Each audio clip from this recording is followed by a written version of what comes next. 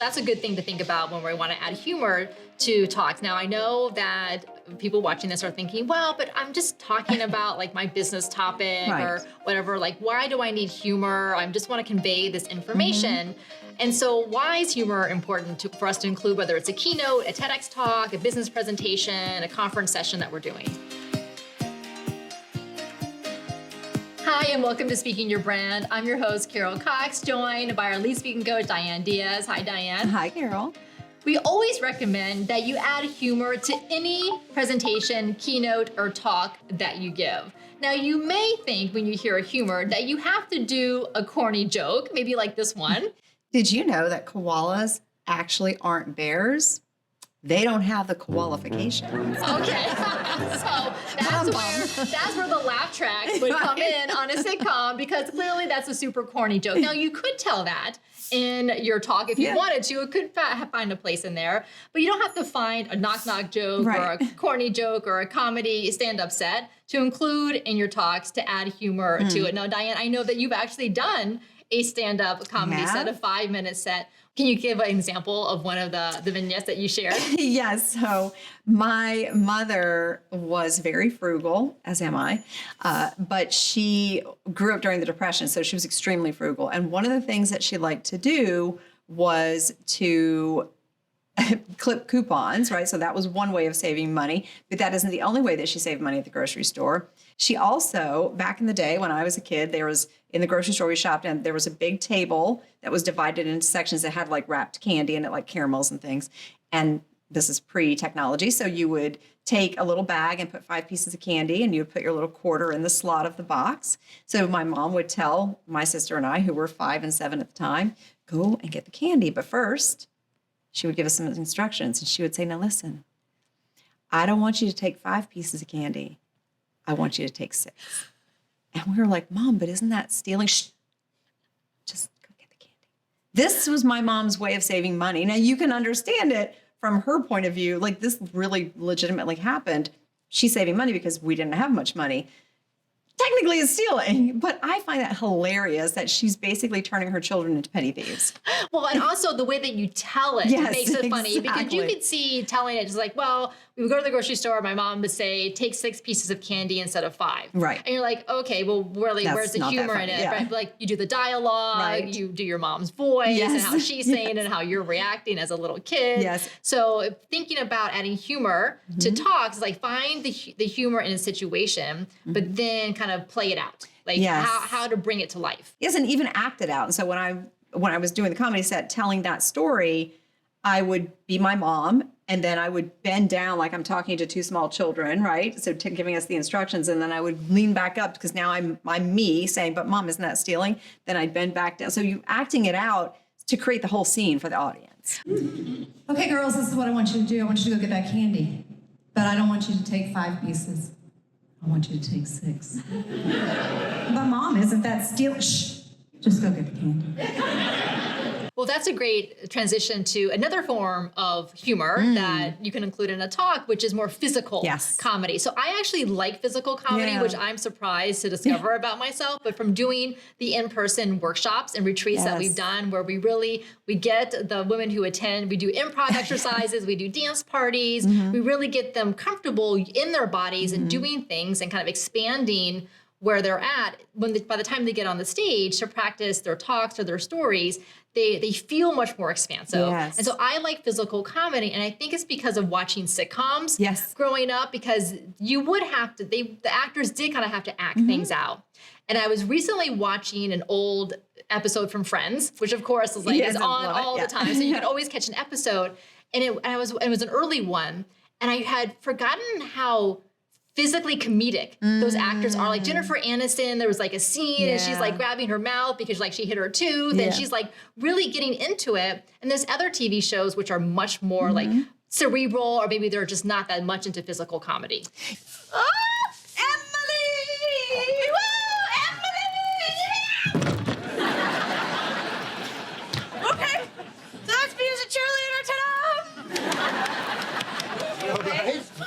Just loosen the tooth. It's no big deal. I have a dentist. You know, I'm gonna put some ice on it. Excuse me. Yeah, that's a great example. Another example is stand-up comedians. If you go, not all comedians, but most comedians, or at least the ones I like Eliza Schlesinger and comedians like that, they are very physical. So they don't just tell jokes, they actually act out what they're doing. And I can say this as a woman who chose to be single for a very long time, as a feminist, as a champion of women. I genuinely feel that when women ask me, how did you guys meet? It's less about a genuine personal inquiry for me, and it's more like they're digging for clues, like, where did you find a suitor? Tell us! We wish to know! It's like, and so if they make up a character, or even if Mike Birbiglia is another one, if they're telling a story about their child and something a conversation they had with them, they're acting it out to the point of actually laying on the ground, which just adds to the humor level.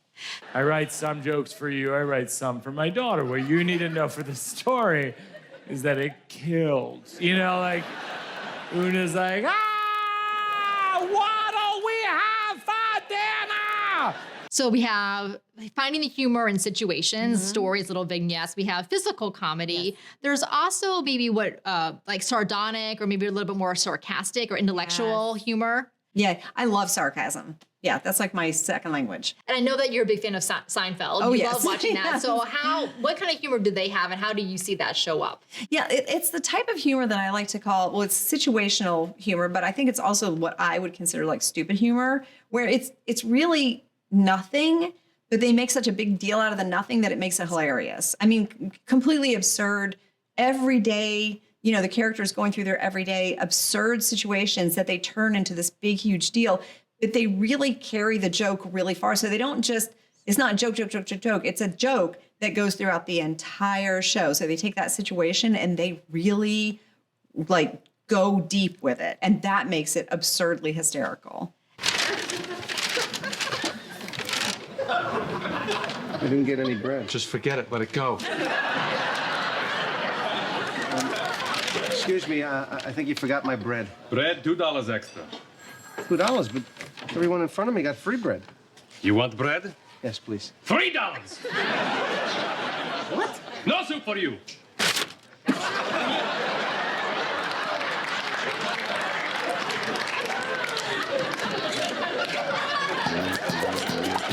It's almost like they blow it out of proportion. Absolutely. Like they make it much bigger than whatever the actual situation would be. Yes. Okay, so that's a good thing to think about when we want to add humor to talks. Now, I know that people watching this are thinking, well, but I'm just talking about like my business topic or whatever. Like, why do I need humor? I just want to convey this information.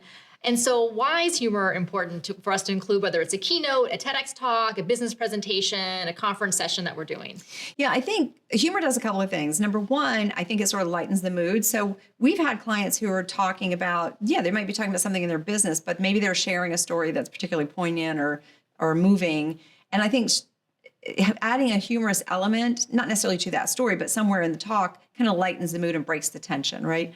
I think it also lets the audience know it's a safe space because we all relate to humor. If you can get people to laugh, they're releasing all this energy. Everybody feels connected. They feel tied together, that we all laughed at the same thing, haha, right? So it's unifying.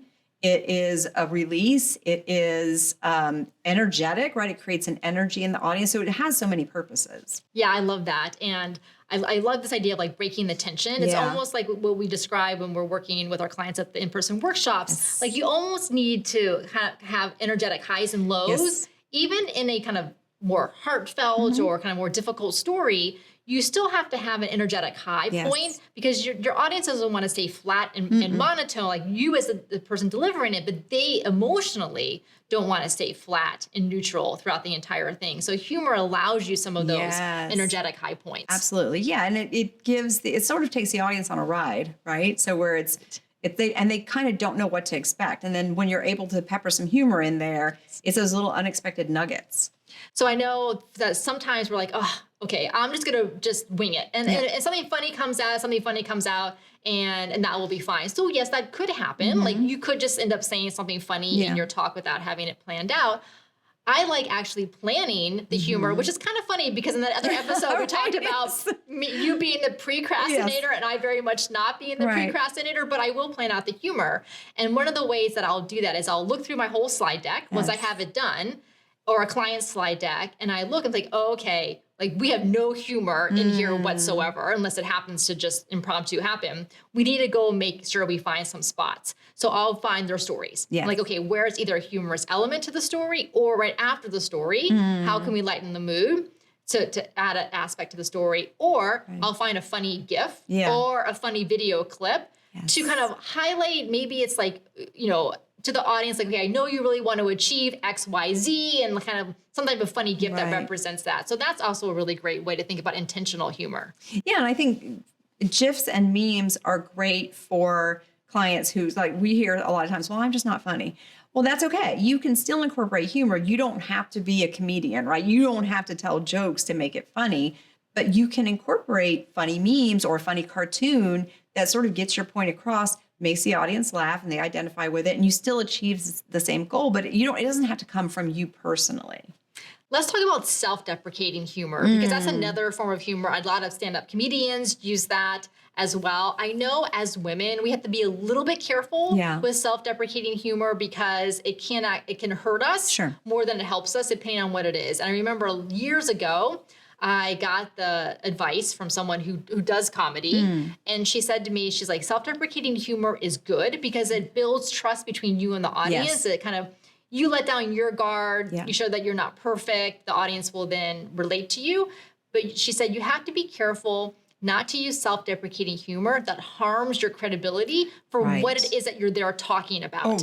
For example, if I'm there talking about what we do here at Speaking Your Brand, I could do a funny bit about maybe that I'm not a great gardener, which I'm not. Like, I have a black thumb. I cannot keep anything alive. Like, I could talk about that and that would be funny, but I wouldn't necessarily want to talk about something related to the core message that I'm talking about. Yes. Yeah. I think like you said, self-deprecating humor done carefully can be effective.